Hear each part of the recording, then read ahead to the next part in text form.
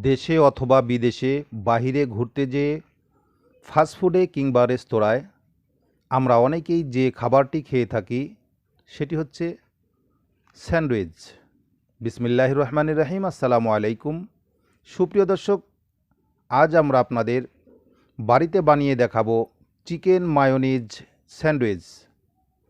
অল্প সময়ে অল্প উপকরণে আপনারা বাড়িতে যখন তখন এই মজাদার সুস্বাদু চিকেন মায়োনিজ স্যান্ডউইচটি তৈরি করতে পারবেন। সোনামণিদের এবং আপনারা নিজেরাও বানিয়ে এই মজাদার সুস্বাদু স্যান্ডউইচটি খেতে পারবেন। তো আসুন প্রিয় দর্শক, কীভাবে আমরা এই স্যান্ডউইচটি তৈরি করেছি, চিকেন স্যান্ডউইচ, একবার দেখে নেওয়া যাক।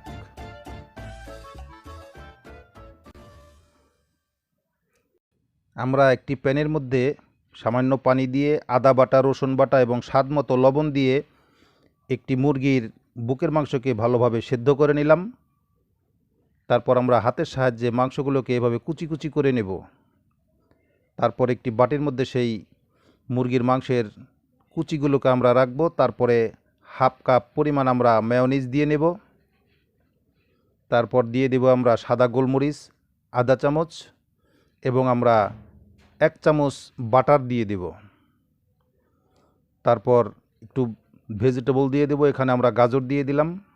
এটা শুধু স্বাদের জন্য নয়, এটা আমরা পুষ্টির জন্য দিয়ে দিলাম। প্রিয় দর্শক, তারপরে আমরা এগুলোকে ভালোভাবে একটি চামচের সাহায্যে ভালোভাবে মিলিয়ে নেব। আমরা মিলিয়ে নিচ্ছি। তারপর আমরা স্যান্ডউইচ রুটি নিব, একটি ব্রেড, এবং ব্রেডের যে সাইডের অংশগুলো আছে লাল অংশ, এগুলোকে আমরা কেটে ফেলে দেব। আমরা সাইডের অংশগুলোকে কেটে নিলাম। তারপর রুটির মধ্যে আমরা সেই মাখানো চিকেন মেয়োনিজগুলো একটি চামচের সাহায্যে ভালোভাবে মাখিয়ে নেব। তারপর আরেকটি রুটির পিস নিয়ে আমরা উপরে বসিয়ে দিয়ে একটি চাকু দিয়ে আমরা মাঝামাঝি ত্রিকোণা করে কেটে নেব। এভাবে আমরা কেটে নিলাম। প্রিয় দর্শক, দেখুন কত সুন্দর আমাদের আজকের স্যান্ডউইচ আমরা তৈরি করে ফেললাম।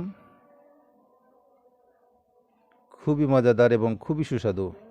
এটা আমরা বড় বড় হোটেল রেস্তোরাঁয় এগুলো খেয়ে থাকি ফাস্টফুডে।